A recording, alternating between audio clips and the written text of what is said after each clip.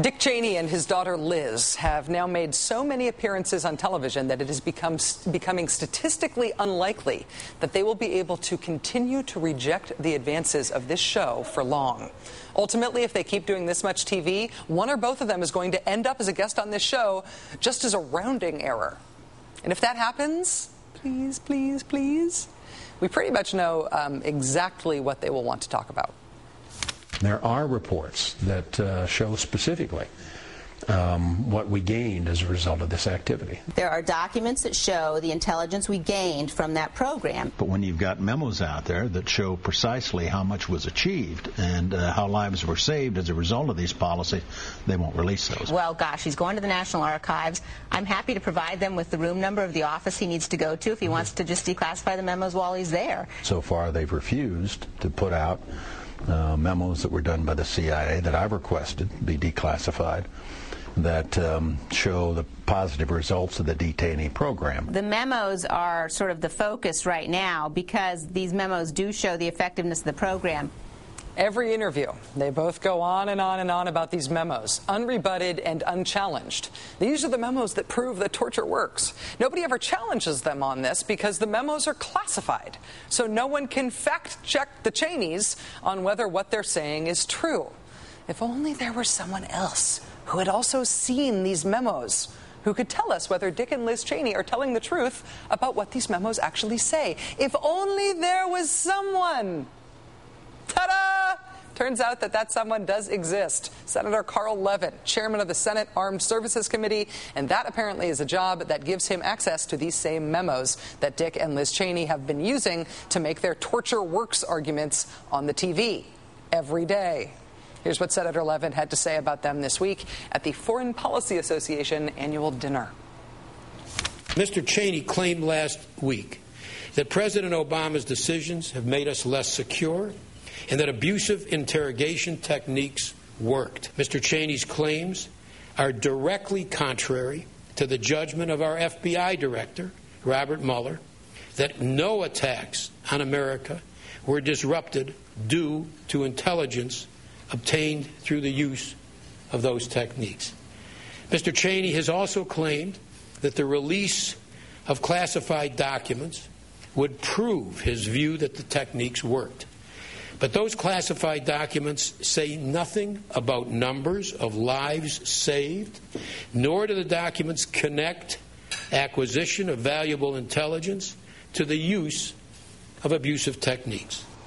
So no matter what they say is in those memos, other people who've seen those memos say they say something different. That's apparently how you talk back to Dick Cheney. Joining us now is my friend Steve Bannon, who writes for WashingtonMonthly.com. Thanks for coming on the show, Steve. Nice to see you.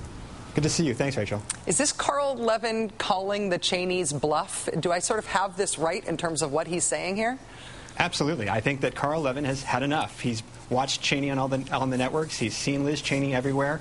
And he's saying, look, I've seen the same memos. I know what's in those memos. I know the truth. And Dick Cheney isn't telling it. And he did it in a very diplomatic way. He said that Dick Cheney was bearing false witness, which I think is a very classy way of saying that Dick Cheney's lying.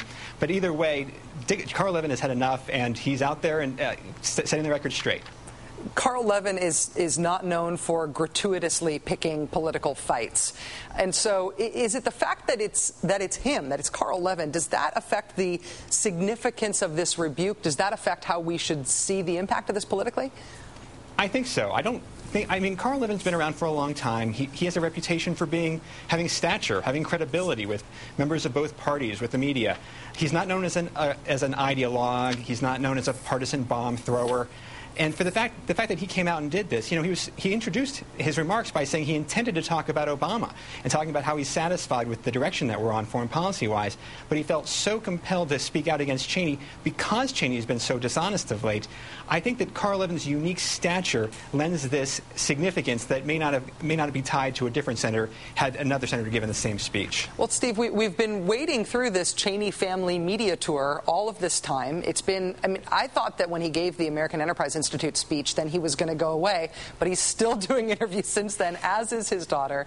And we've been waiting all this time for someone else who has seen these memos to make exactly the argument that Senator Levin has now made. So when these claims from the Cheneys are discussed now, either by third parties or by the Cheneys themselves, should they at least be labeled as contested claims now? They never get rebutted when they're making these cases.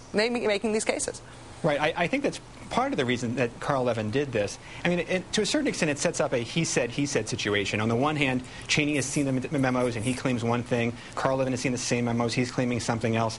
But I think it's worth remembering, these are not two people of equal credibility here. I mean, on the one hand, Carl Levin has a reputation for being a straight shooter, for being honest. On the other hand, we have Dick Cheney, who has a reputation for being Dick Cheney. And so given that, one person of the two has earned the benefit of the doubt, and I'll give you a hint, it's not the vice president. President Bush gave a speech in Michigan last night in which he said essentially that torture works.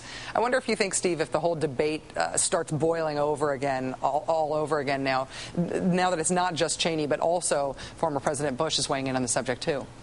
Yeah, but you notice how it has a Groundhog Day quality to all of this? Yeah. You know, we could have seen the same speech from Bush and Cheney a month ago or 4 months ago or a year or 2 years ago. You know, they want to restart the debate again, but the facts haven't changed. They're still wrong, and Carl Levin is still right. Steve Bannon from WashingtonMonthly.com. Thank you so much for coming on the show tonight, Steve. It's great to see you. Thank you.